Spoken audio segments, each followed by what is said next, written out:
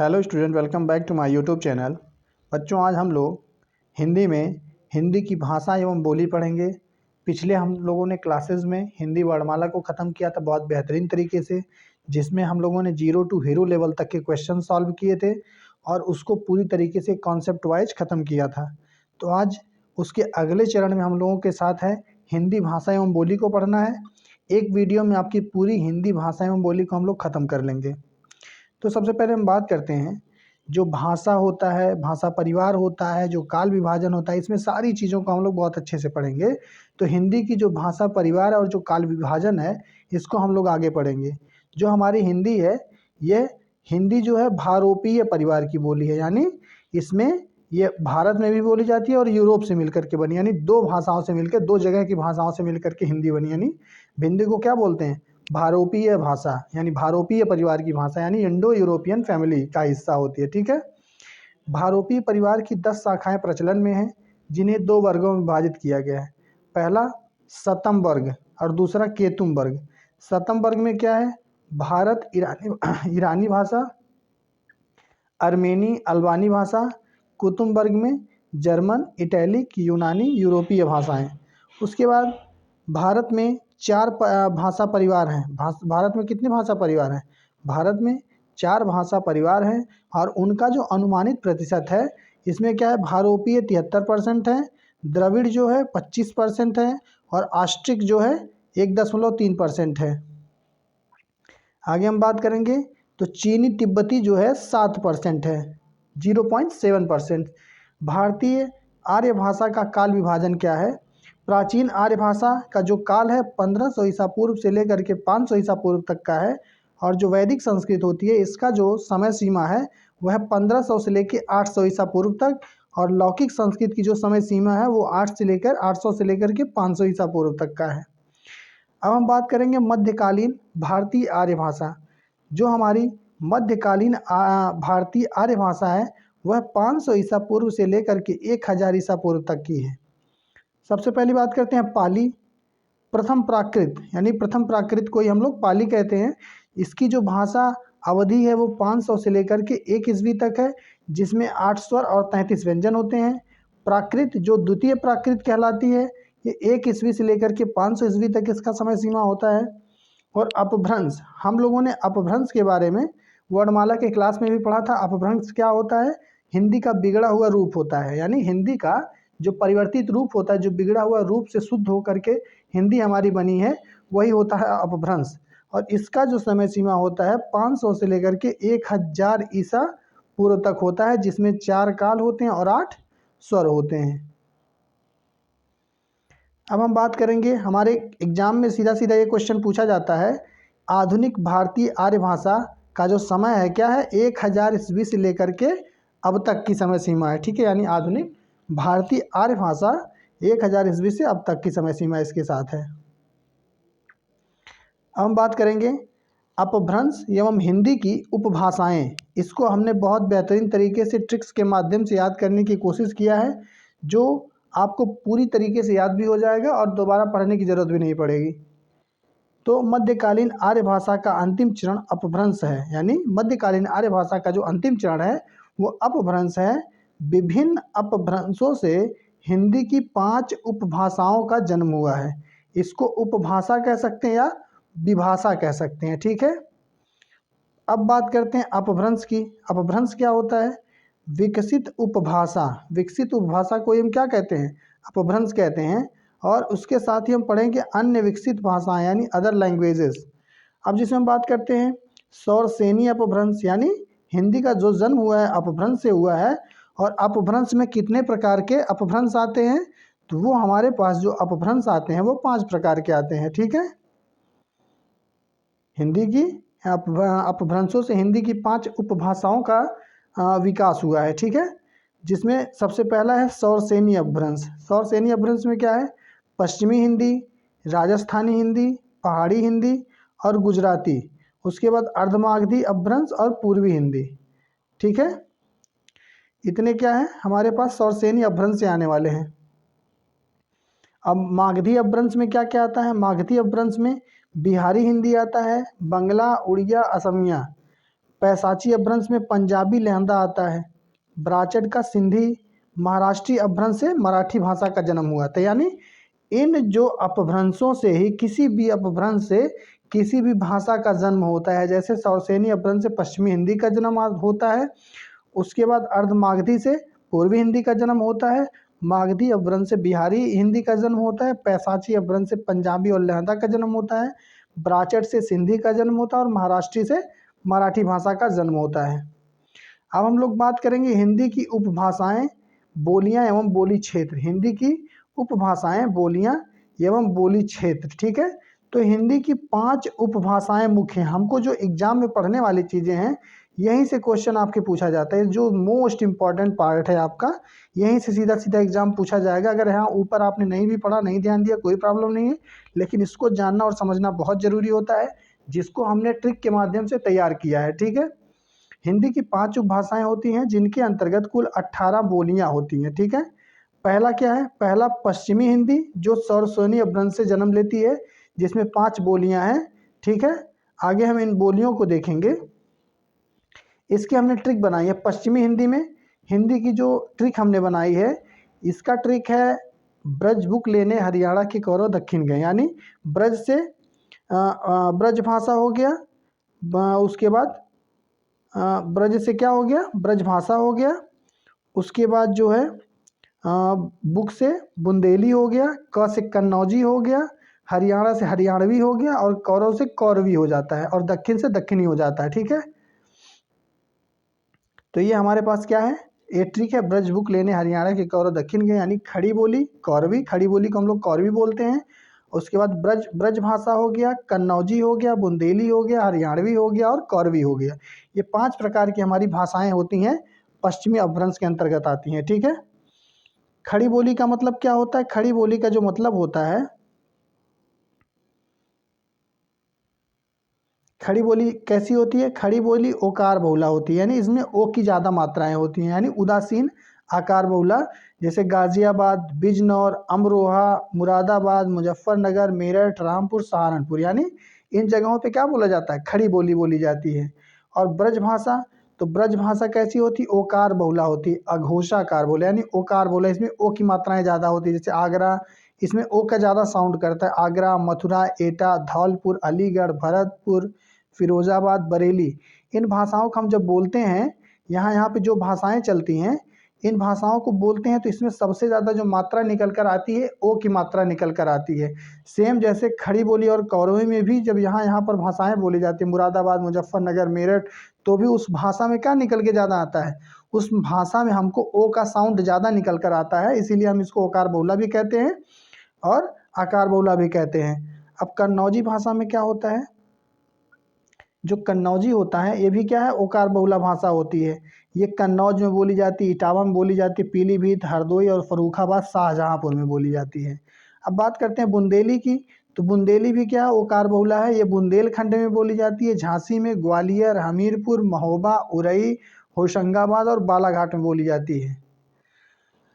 अब हम लोग बांगरू की बात करेंगे। बांगरू को हरियाणवी बोला जाता है, हरियाणवी भाषा भी बांगरू को बोला जाता है। ये आकार बोला, यानी इस जगह पे जो जो भाषाएं बोली जाती हैं, यानी रोहतक, हिंसार, करनाल, पटियाला, हरियाणा, इन जगहों पे जो भाषाएं बोली जाती हैं, इन जगहों पे उस भाषा में आ की बहुलता ज़्यादा होती है। यानी वहाँ पे जो भाषा होगी उसका साउंड आ से ज़्यादा निकलेगा। ठीक है, अब हम बात करते हैं पूर्वी हिंदी। पूर्वी हिंदी या अर्धमागधी अपभ्रंश। पूर्वी हिंदी को हम लोग अर्धमागधी अपभ्रंश कहते हैं, जिसमें 3 बोलियां होती हैं। क्या होती हैं? जिसमें 3 बोलियां होती हैं। इसका जो ट्रिक हमने बनाया है, ABC। ABC यानी पूर्वी हिंदी, या फिर हम अर्धमागधी अपभ्रंश बोल सकते हैं इसको। आप अर्धमागधी अपभ्रंश के नाम से जाना जाता है, जिसका अर्थ होता है पूर्वी हिंदी, जिसमें 3 प्रकार की बोलियां आती हैं, जिसको हम लोगों ने ट्रिक के माध्यम से सीखा है। ABC यानी अवधी, बघेली और छत्तीसगढ़ी। यानी 3 भाषाएं क्या क्या है? अवधी, बघेली और छत्तीसगढ़ी। इन 3 भाषाएं जो है यहाँ पे बोली जाती है। और इसमें क्या होता है? में कर्ता कारक का ने चिन्ह इसमें छुपा होता है, प्रयोग नहीं होता है, इसमें ने का प्रयोग नहीं होता है। तो इसको बहुत ज़्यादा याद करने की जरूरत नहीं है, केवल आपको ये 3 भाषाएं याद रखनी है, ABC यानी अवधी, बघेली और छत्तीसगढ़ी। अब हम आगे बात करेंगे अवधी भाषा के बारे में, तो अवधी कैसी होती है? अवधी जो होती है उदासीन आकार बहुला, यानी यहाँ पे आ की मात्रा का ज़्यादा प्रयोग होता है, यानी आ का साउंड भाषा में ज़्यादा निकलता है अवधी में।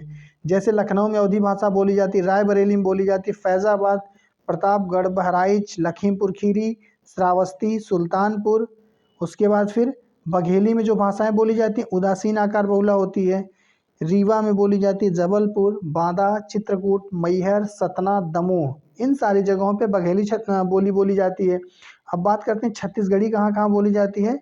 तो छत्तीसगढ़ी जो भाषा बोली जाती है वो सरगुजा, रायगढ़, रायपुर, बिलासपुर, सारंगढ़, दुर्ग, खैरागढ़, इन सारी जगहों पे कौन सी बोली बोली जाती है? यहाँ पे छत्तीसगढ़ी बोली बोली जाती है। ठीक है, अब हम आगे बात करेंगे तीसरे अपभ्रंश की तरफ। जो हमारा तीसरा अपभ्रंश है वो होता है मागधी अपभ्रंश, जहाँ से बिहारी हिंदी का जन्म होता है। यानी हर अपभ्रंश से किसी न किसी भाषा का जन्म होता है, तो मागधी अपभ्रंश से बिहारी हिंदी का जन्म होता है। और बिहारी हिंदी के अंतर्गत 3 बोलियां बोली जाती हैं, और ये 3 बोलियां कौन कौन सी है? यम यम बी। इसकी ट्रिक क्या है? यम यम बी, यानी मगही,